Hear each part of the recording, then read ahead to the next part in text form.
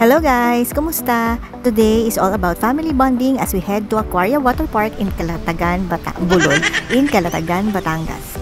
3 hanggang 4 na oras ang biyahe mula Manila and we're super excited to escape the city and enjoy some sun, sea, and slides. Let's go!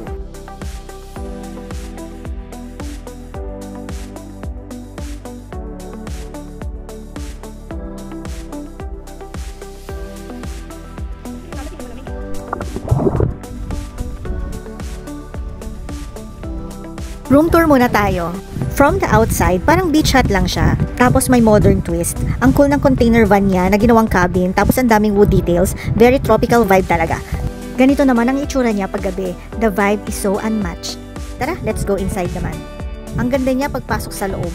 Malamig sa mata, maaliwala, super linis. May living area ka, dining area, couch. Alam mo yon, beach-inspired decor. Sobrang cozy. Bathroom naman tayo. Surprisingly, spacious siya. May hot and cold shower, fresh towels, complete toiletries, parang hotel level.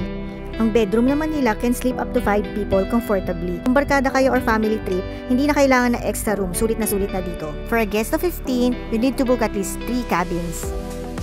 Ang highlight dito ay ang giant 3-story slide. Weekday kami pumunta and as you can see, para kaming nag-private resort. Ang laki ng resort pero kami lang ang tao. Nag-overnight kami para masulit ang slide.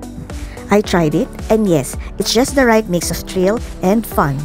Look at the view, guys. Ang ganda, diba? Sunset hits different pag nasa dagat ka talaga. Tapos slowly bumababa yung araw, parang cinematic.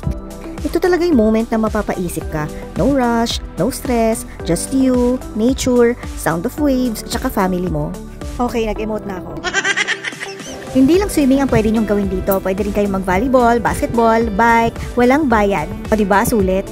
For the price, you can book a cabin for around 9,000 to 12,000 per night depending on the season and number of guests. Pero kung barkada kayo at 5 kayo, that's only 1,800 pesos each. Sulit na sulit, di ba? And yes, if you're booking through Klook, don't forget to use my promo code IreneLBKlook to get 5% off your stay. If you're planning a getaway soon, definitely put this on your list. It's fun, relaxing, and honestly super sulit. And that wraps up our amazing escape. Thanks for watching. Kung nag-enjoy kayo, don't forget to like, comment, and follow na rin. See you on the next trip!